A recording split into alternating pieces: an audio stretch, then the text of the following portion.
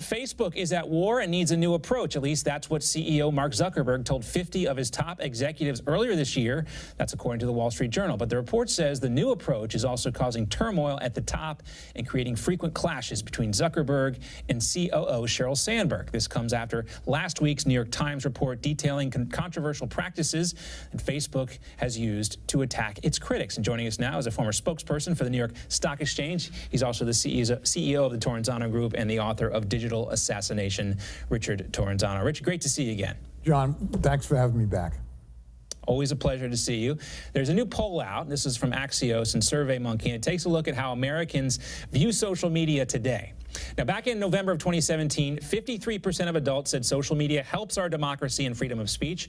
In November of 2018, just 40% of adults said social media helps our democracy and freedom of speech. In November of 2017, 40% of adults said social media hurts our democracy and freedom of speech. Today, that number is up to 57%. So, Rich, either way, this is a 13-point swing in the wrong direction for social media companies.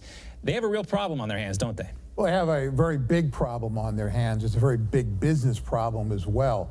If you look at Facebook alone in the United States, their users have been flat for the last 4 quarters, and in Europe, their usership is down for the last several quarters. Zuckerberg said he was going to war with the media. Unless you have the megaphone of President Trump, that is not the way to go with the media. He has problems with investors, because investors see these staggering numbers.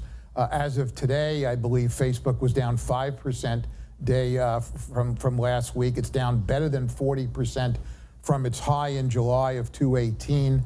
He has problems coming up with regulators and lawmakers. Once the new Congress takes place, it would not surprise me if we adopt some of the laws that the Congress or the state legislature in California put on the books, which was a mimic of what the EU, the European Union, did in the last 2 years. So he's got some real issues out there, and he needs leadership, not nasty comments about going to war with various constituencies.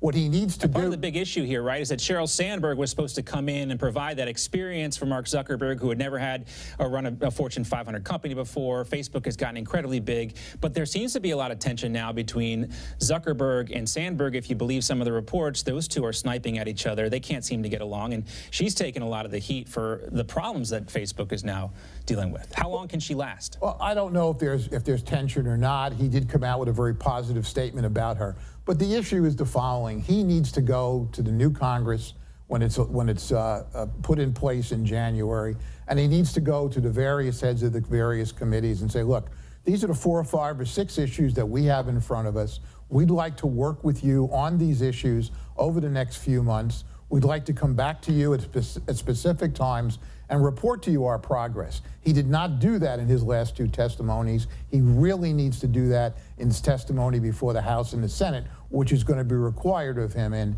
the new Congress.